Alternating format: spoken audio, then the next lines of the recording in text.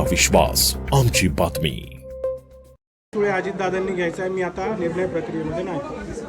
तर मी मागे सांगितलं होतं, ज्या वेळेला उद्धवजी ठाकरे आणि राज ठाकरे एकत्र येण्याच्या संदर्भामध्ये चर्चा सुरू झाली, त्यावेळेस म्हटलं होतं की सगळीच कुटुंब जी आहे ती दुरावलेली आहेत एकमेकापासून.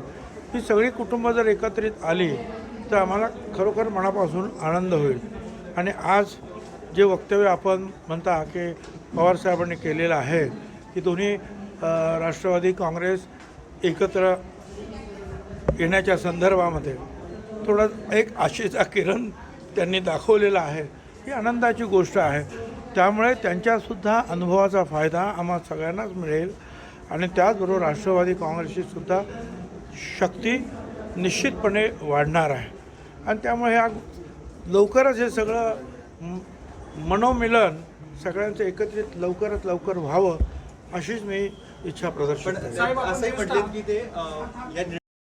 मागे सुद्धा ते तसं म्हणाले होते, ते बरोबर आहे त्यांचं म्हणणं. कारण त्याची वेगवेगळी असू शकतात, परंतु त्यांनी सांगितल्याप्रमाणे सुप्रियाताई आणि इतर आहे ते निर्णय घेऊ शकतात. साहेब, आपण ज्येष्ठ आहात त्या पक्षामध्ये, त्यांच्यासोबतही आपण काम केलेलं आहे. अशा या सगळ्या चर्चा सुरू असताना आपण या सगळ्या संदर्भात काही पुढाकार घेणार का? बघूया आता, जर तसं काही कोणाला वाटलं तुम्ही पुढाकार घ्यावा तर मी निश्चितपणे घेईन. परंतु आता एकाच घरामध्ये पवारसाहेबांच्या घरात वाढलेले अजित पवार आहे, त्या सगळ्यांना काही मध्यस्थाची काही गरज आहे असं मला काही वाटत नाही.